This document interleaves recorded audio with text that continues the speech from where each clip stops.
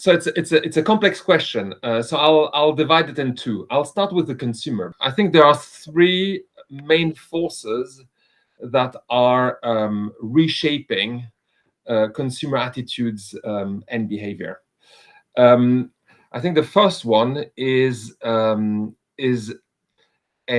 aspiration for brands with purpose. Consumers are increasingly demanding more from brands than just being a functional product that sells at the right price. How the product was produced, and they also want to understand what the values are. The second big shift is technology. But let me just take a very concrete example. At the beginning of the pandemic, in March 2020, over the first 3 months of the pandemic, the penetration rate of e-commerce in the United States increased from 15%, 1.5, to 35%. 10 years shrank into 3 months' time. Structural changes, and we're not going to move back. And the third tectonic shift is climate change.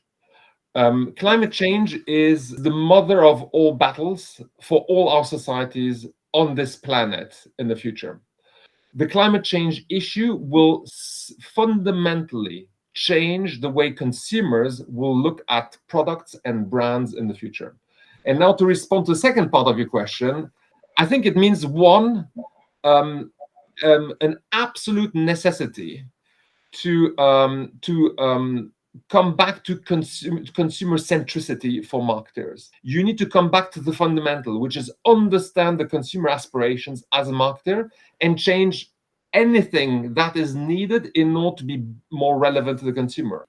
Absolute necessity of refocusing on the consumer and challenging all the marketing mix. You need to get the brand purpose right.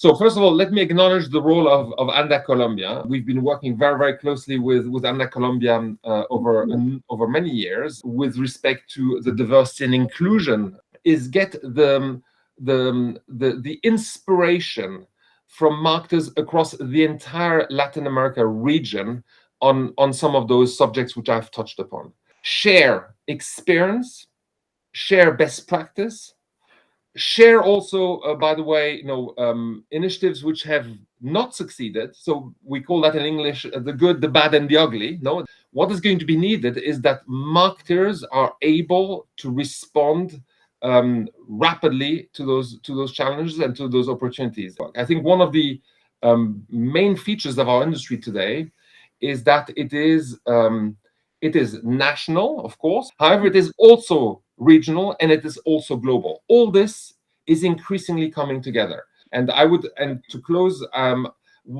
would emphasize the opportunity there is for Colombia and for Anda Colombia to showcase the work they do, because I think they can be very proud of the leadership of their local advertiser association.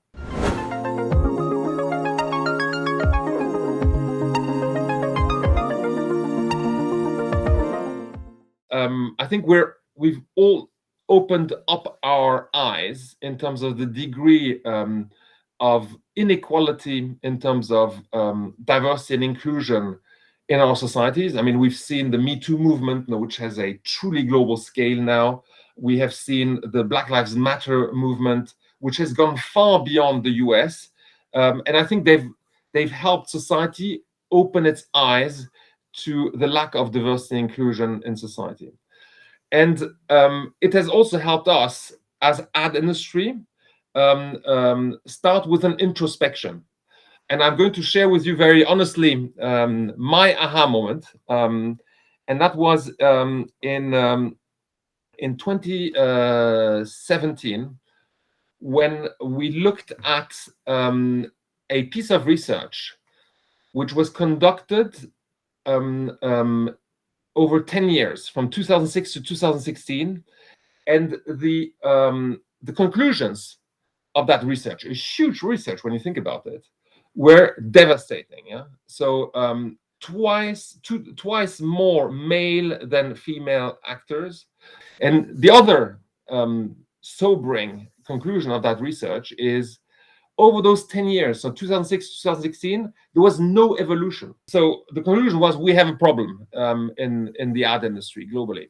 There is evidence showing that campaigns that are more diverse and more inclusive tend to be 25% more effective than campaigns that are not.